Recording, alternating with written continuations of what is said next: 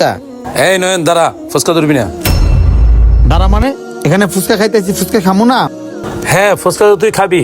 ফজুর ফজুর আমি ওদেরকে কেন না করছি জানেন ফুচকা খেতে?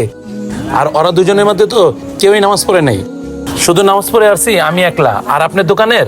আর এখানে তো লেখাই আছে যে নামাজিদের জন্য ফুচকা ফ্রি, আর ওরা তো নামাজ পড়ে নাই, তাহলে ওদেরকে কেন আপনি ফুচকা ফ্রিতে খাওয়াবেন বলেন? আসলে তেমন কিছু না, এখানে লেখা আছে না নামাজিদের জন্য ফুচকা ফ্রি। আপনি আমার সাথে নামাজ পড়তে গেছেন না, এই উসিলা আর আপনার উসিলা আমি খুশি হইয়া ওনাদেরকে ফুচকা খাওয়াচ্ছি। হুজুর, আপনার কথা শুনে না খুব ভালো লাগলো। আর আজকে আপনাকে আমি কথা দিলাম, আজকের পর থেকে আমিও 5 ওয়াক্ত নামাজ পড়বো। আর আমি ফ্রি ফুচকা খাবো না, আমি এই ফুচকার টাকা দেবো। হ্যাঁ হুজুর, আমিও আজ থেকে কথা দিলাম 5 ওয়াক্ত আমিও নামাজ পড়বো। যাক আলহামদুলিল্লাহ, শুনে অনেক খুশি হইলাম। আর আজকে ফুচকার দাম আপনাদের দিতে হবে না। ভাববেন আপনাদের এই ছোট ভাই খুশি হয়ে আপনাদেরকে খাওয়াইছে। কি ভাবতেছেন ভাই? আরে বসেন ভাই, বসেন তো।